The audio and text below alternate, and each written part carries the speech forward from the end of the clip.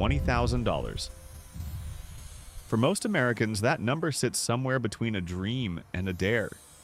The Federal Reserve publishes a survey every 3 years that asks Americans how they would handle an unexpected expense of $400. Not $4,000. Not $20,000. $400. Nearly 40% say they would have to borrow it, sell something, or simply could not cover it at all. So if $20,000 sounds like a lot, if it sounds like something other people have, people with different salaries, different families, different luck, I want you to understand something before we go any further. You are not behind. You are exactly where the American economy was designed to keep you, because $20,000 is the number that breaks the design. And in the next 8 minutes, I am going to show you exactly what changes when you cross it. Not just in your bank account, in the way you think, the way you negotiate, the way you make every decision that comes after it. The changes are not what most people expect. Why being broke is so expensive. Here is something nobody tells you about not having money. Not having money is expensive. This sounds like a paradox. It is not. When your checking account sits near zero, your brain runs a background process that never switches off. Am I going to make rent? What happens if the car breaks down? If the credit card hits before the paycheck does? That process runs every hour of every day. Researchers found the cognitive drain of financial stress is equivalent to losing 13 IQ points. It is like trying to think clearly while someone quietly drains the battery of your brain. The first thing $20,000 actually buys you is not security. It is your brain back. What? $20,000 actually is. So why this number specifically? Why not 10,000 or 50? 3 reasons that build on each other. The first is the emergency fund calculation. Financial planners typically recommend 3 to 6 months of essential living expenses in liquid savings. In America in 2026, the median household spends roughly $3,500 a month on essentials. Rent, utilities, groceries, transportation. 6 months of that is $21,000. $20,000 is the number that gives you that buffer. Not approximately, not almost. That specific number. And that buffer changes everything about how you interact with the rest of your life. Because a broken transmission stops being a financial catastrophe and becomes an inconvenience you handle from savings and replenish over the next few months.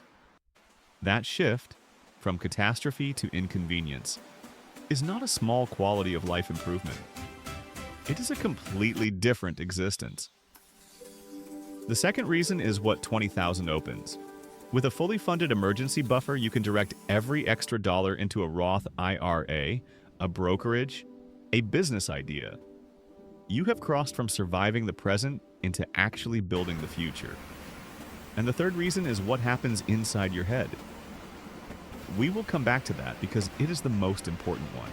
The invisible wall. There is a wall in America most people never see because they never get close enough to it. On one side, every financial decision is reactive. Covering the overdraft, catching up on the utility bill, paying off the balance that grew while you were surviving last month. Every dollar is already spoken for before it arrives. On the other side, decisions become proactive. You are not paying for what already happened. You are buying what has not happened yet. The $20,000 savings account is the wall. Most Americans spend their entire working lives on the reactive side.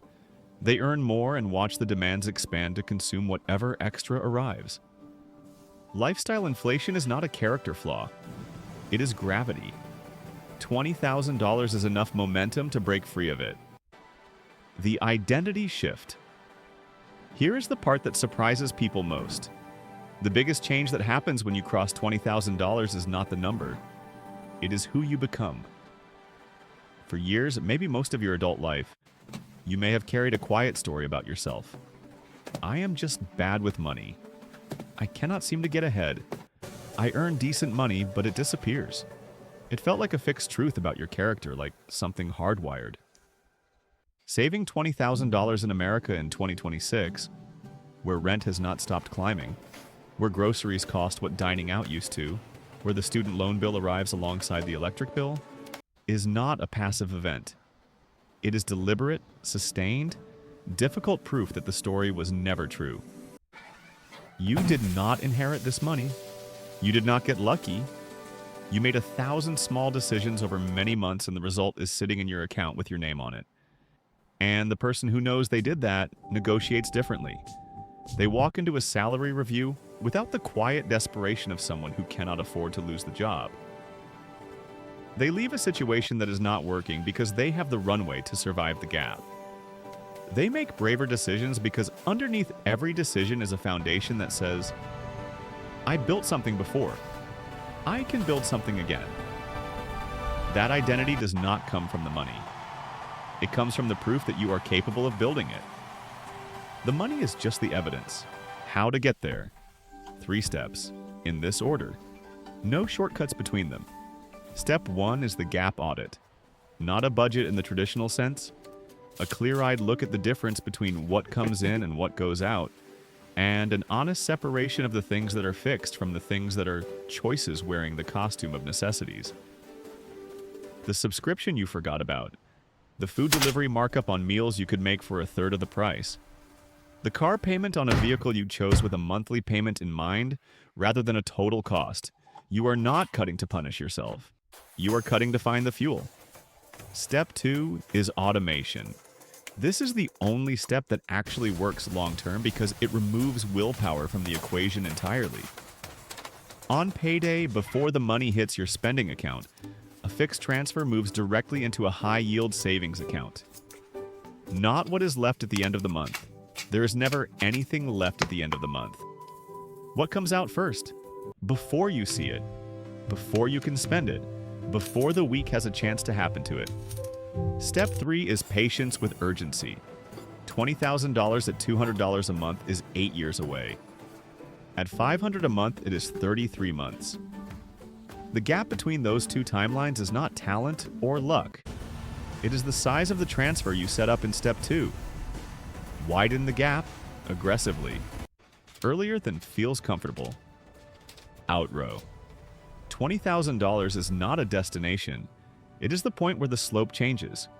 Before it, every step requires effort against gravity. After it, something shifts. The emergency that would have wiped you out last year becomes an inconvenience. The job you stayed in out of fear becomes a choice.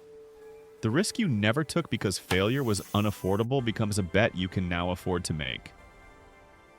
The money does not change your circumstances. It changes your options.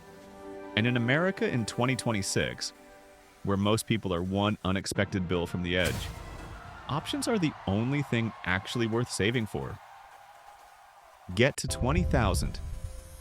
Everything after it is different. If this gave you a number to build toward and a reason that actually means something, subscribe to the Hidden Ledger. Every week we break down the financial reality most Americans discover too late.